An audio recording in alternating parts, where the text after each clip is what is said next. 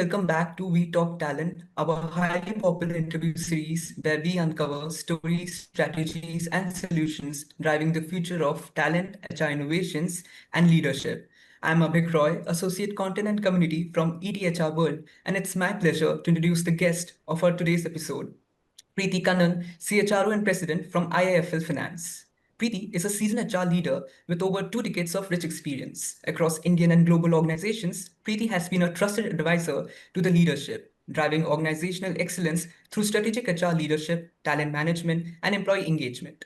A certified coach and psychotherapist, Preeti brings a unique depth to building positive work cultures and pioneering innovative talent solutions. Hi, Preeti. We are so glad to have you here. Welcome to the show. Thank you, Abhik. Thank you for having me here. A nice Friday afternoon outside. Looking forward.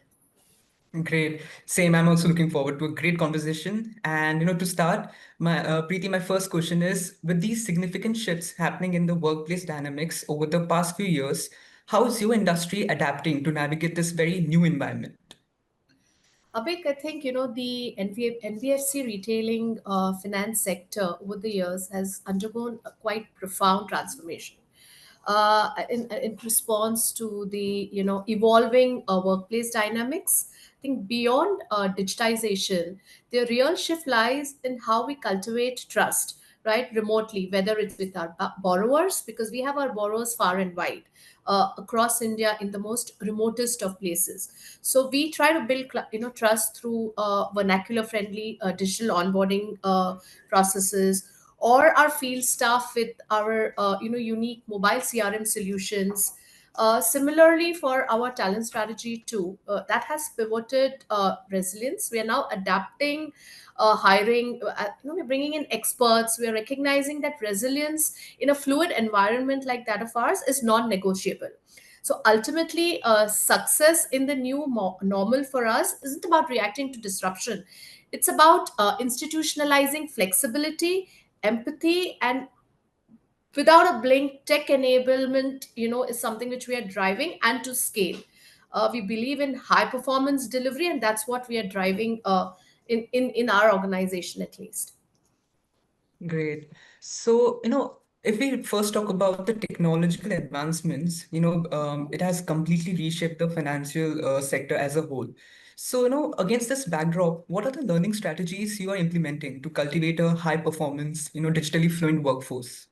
Okay, so to this, I would like to respond today. The BFSI sector, digital transformation is no longer, an option or a luxury. I think it's imperative. Same goes for our own learning strategies. We've evolved. We've evolved from our episodic training to continuous capability building. So across our workforce, we are embedding learning into the flow of work. We're building in bite-sized learning for people, role-based modules, gamified assessments, and now with AI being the buzzword, we are exploring how we can bring in AI-driven learning platforms as well. This will enable personalized growth paths for our people.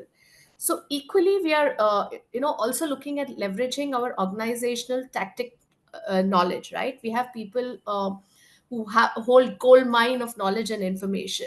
So through our structured knowledge peer sharing initiatives, leadership talks, internal showcasing to keep the learning culture alive and relevant. These are a couple of things that are kind of underway, taken shape, and currently, actively being followed in the organization. To add to this, I'd like to say our focus is not merely on upskilling for current tools, but building cognitive agility so that teams can adapt to what's coming next. So, in that sense, we're kind of preparing for a tomorrow. And like I said earlier on, it's not an option. It's not a luxury anymore. If it's a competitive environment outside, like you yourself have called out twice over, so we need to kind of take a step ahead of our competition and make sure our people are right up there. So with all this, what we see, it's a good integration with business outcomes, and this gets tied up into people's performance matrix also. So it's not just training a workforce. I would say we are future proofing it. Great. So, and absolutely agree with you. Also, if you could throw some light on your diversity, equity, and inclusion agenda. again, to this one, I'd say our D&I agenda is deeply interwoven with our business philosophy. So it's not something, by the way, it's not just an add-on, but it's a strategic imperative. So it's one of our most, tangible expressions of this is our Shakti branches, which we recently launched on Women's Day. So this, Abhik is an all-women branch on Women's Day. 7 of our branches across, the country were tagged as Shakti branches, and it's led by the entire women workforce. I think, this speaks about what we feel and how we are driving DEI. So also we are creating an ecosystem where women are not just present, but they are empowered. They are empowered to be equal contributors to the success through leadership programs, through mentorship programs, through continuous skill building for them. So this is, and also a lot of new policies are coming into play, because you have, working mothers, we have women who coming back on post maternity breaks, so flexible work hours. We're trying to build an infrastructure which will be more conducive for them. We have a tie-up with crash across the country. So all of that is kind of, getting embedded into our philosophy, and I think we're sitting at a very good 30% women workforce. So that speaks about the strategy is working right for us, and yeah, so that's what we're doing. Those are some very thoughtful practices, and thank you for sharing those. Thank you so So, also, what about your employee engagement strategies? Especially when we are talking about, remote and hybrid work setups. Uh, so for me and the organization, hybrid is a reality today, right? So we have people we have people across the country, we have people in remotest place. So in this hybrid reality for us, the demands are more than just virtual check-ins. It calls for empathy-led design of the entire work experience for our workforce. So we do take workforce flexibility a little too seriously. It's not a perk for us, but a principle that respects individual rhythms and life stage needs. Okay, so whether it's supporting new parents, whether it's for caregivers, or those pursuing personal growth, or our policies that we have built and we are building every single day is to adapt. We are investing in a lot in people's mental well-being in these high pressured work environment. There are a lot many cases you hear every day where the young youth, the workforce, are susceptible to mental ailments, right? So through our uh, employee assistance program, we are supporting our employees to have come online chats with counselors as well. So we're trying to endorse that a lot for people. So it's for free, it's no cost, at zero cost. It's just a service. We say, yeah, we care for you. We've also brought in an AI enabled listening tool called Amber, which it's closely attuned to the emotional pulse of our workforce.